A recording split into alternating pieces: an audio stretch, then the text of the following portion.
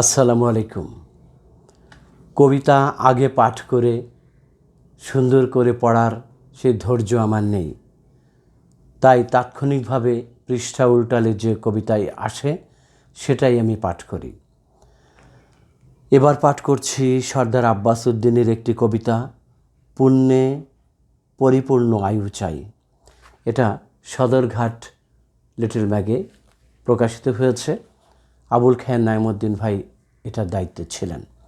পাঠ করছি সর্দার আব্বাস উদ্দিনের কবিতা, পুণ্যে পরিপূর্ণ আয়ু চাই। মৃত্যু ভয় আমাকে ভীষণভাবে আঁকড়ে ধরেছে। বুকের যে পাশে সাহসের বসবাস, সেখানকার স্পন্দন ক্রমশ ঘিরে ফেলেছে আমায়। পেছনের স্মৃতি বড্ড হতাশায় নিমজ্জিত করে। অসমাপ্ত আত্মজীবনী পূর্ণাঙ্গতা পাবে কি পাবে না, সেই পরিকল্পনায় কেটে যায় মহামূল্যবান আয়ুষ্কাল। জীবনের কয়েকটা বসন্তের পর অনুভবের কত অমিল। একসময় ধীরে ধাবমান গাড়িতে হতো বিরক্তিকর ভ্রমণ। নৌযানে বসে উত্তাল ঢেউয়ের উচ্ছ্বাস করেছি উপভোগ। সাঁতরে পাড়ি দিয়েছি খরস্রোতা নদী আর দুর্গা সাগর। ঘুটঘুটে অন্ধকারে ঝোপঝাড়েও ঘুমিয়েছি নিশ্চিন্তে। কত রক্তচক্ষুকে নিমিষেই করেছি বাষ্পীভূত। এই আমি এখন হয়েছি উল্টো পথের পথিক। সবাই যখন দ্রুতগামী ভ্রমণ উপভোগে থাকে ব্যস্ত, আমি অজান্তেই আওড়াতে থাকি দোয়া ইউনুস।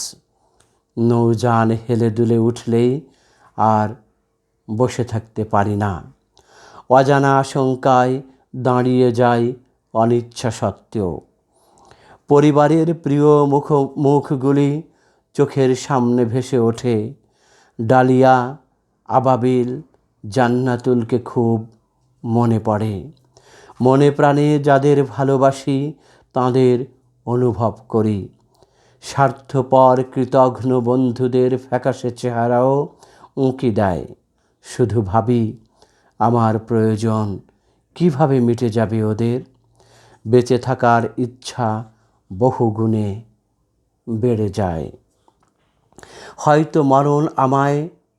হয়তো মরণ আমার সন্নিকটস্থ। তাই তো আত্মসমালোচনায় মুখর আমার অন্তর। আমার হিসাব গ্রহণে আমি সদা মশগুল। খুঁজে পাই জীবনের ভুলে ভরা হযবরল পাণ্ডুলিপি। প্রার্থনায় বসে তাই পুণ্যে পরিপূর্ণ আয়ু চাই। আমার জন্যে তো বটেই, মানুষের জন্য বাঁচতে চাই। আশ্চর্য সুন্দর এই বেঁচে থাকা। অত্যন্ত সুন্দর কবিতা সর্দার আব্বাস উদ্দিন।